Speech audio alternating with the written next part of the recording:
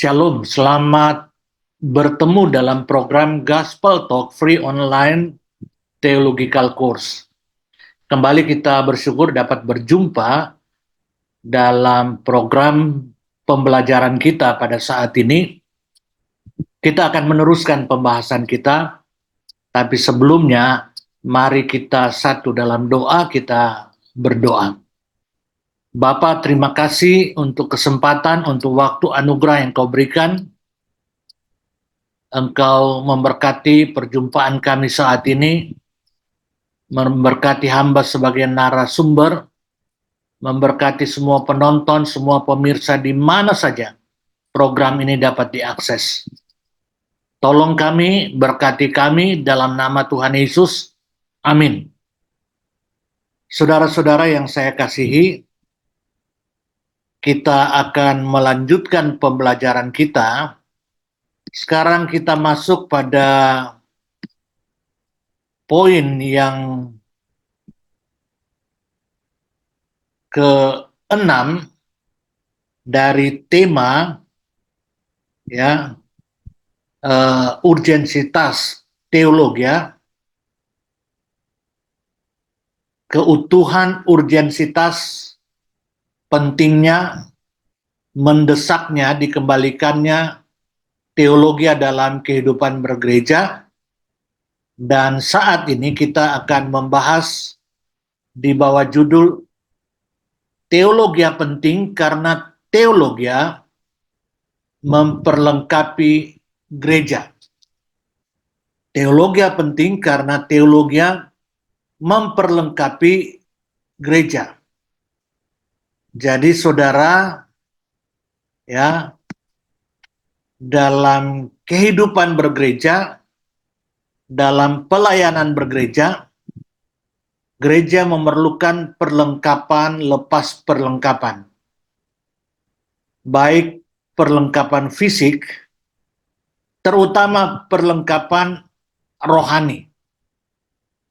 Dan teologi memperlengkapi kita baik dalam mempersiapkan perlengkapan fisik, terutama perlengkapan rohani, sehingga punya perlengkapan untuk mampu melayani secara benar sesuai dengan kehendak Tuhan. Itu yang akan menjadi pokok pembahasan kita dalam perjumpaan saat ini. Teologi penting karena teologi memperlengkapi gereja. Bukan saja tidak ada gereja tanpa teologi, tapi juga tidak ada pelayanan gereja tanpa teologi. Teologi diperlukan untuk memperlengkapi gereja, bukan saja untuk hidup, tapi juga untuk pelayanannya. Keutuhan Alkitab yang dirumuskan menjadi teologi menjadi modul mutlak bagi pengajaran dan pelatihan untuk melayani sesuai dengan kehendak Tuhan.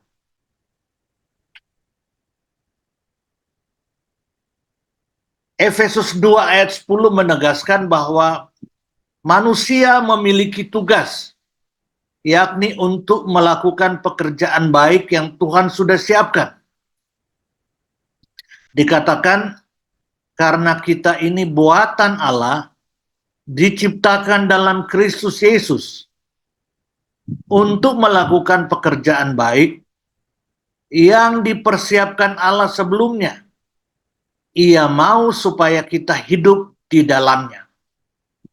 Jadi saudara, dari ayat ini ditegaskan bahwa sejak kekekalan Allah sudah menetapkan, menciptakan manusia untuk tujuannya sendiri, yakni untuk melakukan pekerjaan yang Allah sudah siapkan. Baik itu pekerjaan yang bersifat umum, tapi juga pekerjaan yang bersifat khusus. Baik itu dalam melaksanakan mandat budaya, mandat penciptaan maupun mandat pemuridan, ya, mandat rohani seperti itu. Dan untuk menjadikan manusia dapat melaksanakan pekerjaan yang sudah Allah siapkan, Allah menciptakan manusia dalam keutuhan jasmani rohani. Tetapi setelah manusia jatuh dalam dosa, manusia kehilangan aspek rohaninya sehingga tidak mampu hidup berkenan kepada Allah. Maka Allah menetapkan dari kekekalan untuk menyelamatkan manusia melalui Yesus, supaya manusia dikembalikan sebagai makhluk dalam keutuhan jasmani rohani, sehingga mampu melaksanakan tugas yang Allah sudah siapkan, yakni melaksanakan mandat budaya dan mandat pemuridan. Mandat jasmani, mandat rohani. Inilah pekerjaan yang Allah sudah siapkan. Dan untuk itu, Allah memberikan firman-Nya sebagai tolok ukur, sebagai standar untuk memperlengkapi gereja, mulai dari penciptaan sampai sekarang, agar dapat diperlengkapi melakukan pekerjaan baik yang Allah sudah siapkan. Dan teologi yang dirumuskan dari keutuhan Alkitab itu menjadi alat untuk memperlengkapi gereja. Seperti itu. Dikatakan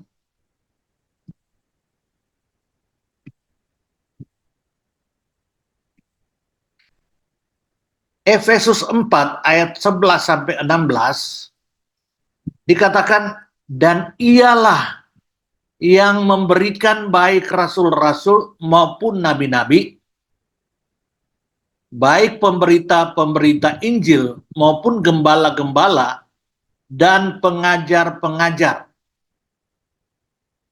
Jadi saudara lihat, Allah memberikan kepada gereja rasul-rasul maupun nabi-nabi. Masa para rasul, para nabi sudah selesai, dan sekarang masa pemberita-pemberita Injil maupun gembala-gembala dan pengajar-pengajar untuk memperlengkapi orang kudus bagi pekerjaan pelayanan, bagi pembangunan tubuh Kristus, sampai kita telah mencapai kesatuan iman dan pengetahuan yang benar tentang anak Allah, kedewasaan penuh, dan tingkat pertumbuhan yang sesuai dengan kepenuhan Kristus. Sehingga kita bukan lagi anak-anak yang diombang-ambingkan oleh rupa-rupa angin pengajaran, oleh permainan palsu manusia dalam kelicikan yang menyesatkan, tetapi dengan teguh berpegang kepada kebenaran di dalam kasih, kita bertumbuh di dalam segala hal ke arah Dia, Kristus yang adalah kepala. Jadi Dia memperlengkapi gereja dengan memberikan rasul-rasul, nabi-nabi, pemberita-pemberita Injil, gembala-gembala, dan pengajar-pengajar untuk memperlengkapi orang kudus bagi pekerjaan pelayanan. Memperlengkapi dengan apa? Dengan tolok ukur Tuhan, dengan teologi berdasarkan keutuhan Alkitab, sehingga tujuan Allah menciptakan dan menyelamatkan manusia itu kembali dapat dilaksanakan karena ada perlengkapan yang Tuhan berikan, baik perlengkapan sebagai dasar, cara, dan tujuan pelayanan. Alkitab memberikan dasar, cara, dan tujuan pelayanan. Dan Alkitab yang dirumuskan menjadi teologi itu menjadi alat Tuhan memperlengkapi gereja dengan dasar, dengan cara, dan dengan tujuan pelayanan sesuai dengan kehendak Allah, sehingga pembangunan tubuh Kristus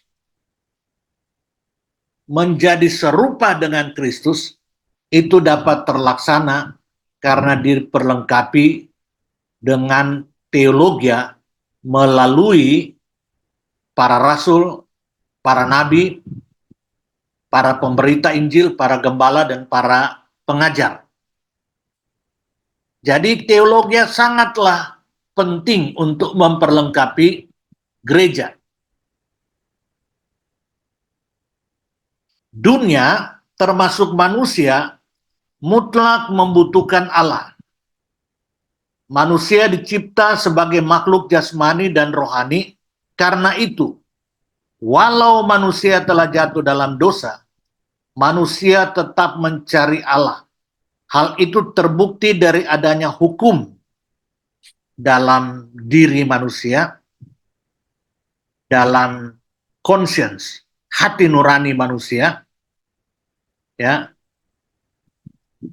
dalam kerinduan akan Allah, karena manusia diciptakan menurut gambar dan rupa Allah. Walaupun secara rohani manusia itu mati, tetapi tetap ada benih-benih rohani yang membuat mereka merindukan Allah, ditambahkan dengan ada hukum Allah, hati nurani, maka itu membentuk agama-agama seperti itu. Dan itu terjadi baik di dalam kehidupan orang Kristen maupun kehidupan non-Kristen. Hanya bedanya, kehidupan orang Kristen, orang percaya, itu diperlengkapi dengan Alkitab sebagai standar tolok ukur yang dirumuskan menjadi teologi. Karena ada kerinduan manusia akan Allah, maka esensi dasar berteologi ada pada diri manusia. Walaupun kalau mereka mencari di luar Allah, di luar penyataan Allah yang berpuncak pada Alkitab, maka mereka akan membangun teologi dari dirinya sendiri, karena tetap mereka manusia akan berteologi karena ada kerinduan akan Allah, tetapi menurut konsep sendiri. Subjektivisme teologi tidak menurut apa yang Allah kehendaki. Seperti itu. Nah, kita bersyukur kita bisa membangun teologi karena ada kehendak Allah yang dinyatakan bagi kita, yakni Alkitab, dan dirumuskan menjadi teologi, sehingga kita bisa diperlengkapi untuk melakukan pekerjaan baik yang sudah Allah siapkan. Matius 4 ayat 4 berkata, tetapi Yesus menjawab, ada tertulis manusia hidup bukan dari roti saja, tetapi dari setiap firman yang keluar dari mulut Allah. Ya, jadi roti membangun aspek jasmani kita. Firman yang keluar dari mulut Allah itu memperlengkapi pertumbuhan, kelahiran sampai pertumbuhan rohani kita. Seperti itu. Jadi saudara-saudara, ya, sadar atau tidak, sebagai makhluk jasmani rohani, manusia punya potensi berteologi. Cuma bedanya, ada yang muncul dari dirinya sendiri, itu below teologi. Ada yang muncul dari penyataan Allah, dari atas, above teologi. Teologi yang benar adalah teologi above and below teologi. Mengintegrasikan apa yang Allah nyatakan dan bagaimana diintegrasikan dengan diri kita, dengan dunia ini melalui proses yang benar. Seperti itu. Agar gereja dapat melayani sebagai garam dan terang dunia, maka gereja harus memiliki keutuhan teologi yang berorientasi pada hidup dan pelayanannya, melalui adanya antara lain teologi penginjilan, teologi pengajaran, teologi pelatihan, teologi pengutusan, teologi pendampingan, dan teologi kristalitatif melalui infiltratif, konfrontatif, kristalitatif, Dengan demikian, gereja dapat menjadi garam dan terang dunia dan membawa orang yang dilayaninya termultiplikasi untuk melanjutkan diri menjadi garam dan terang dunia juga. Sejarah gereja menunjukkan kenyataan kecenderungan gereja untuk hidup dan melayani bukan menurut pikiran dan kehendak Allah di dalam Kristus Yesus. Di tengah makin menjadinya penolakan pentingnya berteologi di dalam gereja, kita diingatkan bahwa bukan saja tidak mungkin ada gereja tanpa teologi, tapi juga tidak mungkin ada pelayanan gereja tanpa teologi. Teologi yang merupakan muara dari kredo dan dari Alkitab. Jadi teologi itu hulunya adalah Allah dan kehendaknya yang dirumuskan, yang dinyatakan melalui Alkitab, dan yang dirumuskan dalam kredo-kredo, ya, sangat diperlukan untuk memperlengkapi gereja. Bukan saja untuk hidup, tapi juga untuk mampu melayani Tuhan, dunia, dan sesamanya. Dengan teologi, gereja dapat memiliki dasar, tujuan, dan cara pelayanan yang benar sebagaimana Tuhan kehendaki. Jadi saudara-saudara, teologi sangat penting untuk memperlengkapi gereja dapat melayani secara benar menurut kehendak Tuhan. Kadang-kadang kita semangat melayani, tapi tidak punya standar tolok ukur Tuhan. Akhirnya kita pikir kita sudah berjeri lelah melayani, tapi karena tidak punya teologi yang adalah teori pelayanan Kristen, akhirnya kita pikir kita melayani secara benar, kenyataan itu tidak sesuai dengan kehendak Allah. Semangat harus didasarkan pada teologi. Etika harus teologis. Etika adalah teologi in action. Jadi ada teologianya. Teori Kristen itu namanya teologi. Itu harus diwujudkan dalam action, termasuk dalam etika, dalam pelayanan. Tetapi harus berdasarkan teologi. Kalau tidak, itu bukan etika yang benar. Seperti itu. Selanjutnya, saudara, kita lihat, jika gereja tidak berteologi dan akibatnya tidak memiliki teologi sebagai tolok ukur bakunya, termasuk tolok ukur pelayanannya, maka gereja yang adalah tubuh Kristus dan Kristus yang adalah kepalanya tidak akan mungkin dapat berjalan menurut pikiran dan kehendak Kristus, tapi akan berjalan menurut pikiran dan kehendak manusia dan dunia ini. Sejarah gereja menunjukkan kenyataan kegagalan gereja yang hidup dan melayani bukan menurut pikiran dan kehendak Allah dalam Yesus. Tapi kita bersyukur karena oleh karya providensia Allah, gereja terus dikembalikan, mengalami reformasi, kembali ke dalam jalan Tuhan melalui membangkitkan teolog dan teologi yang benar, sehingga kembali gereja diperlengkapi untuk hidup dan melayani secara benar. Reformasi, dan formasi. Bukan berarti merubah, bukan revolusi. Tapi reformasi itu mengembalikan pada formasi yang seharusnya, yang Allah kehendaki.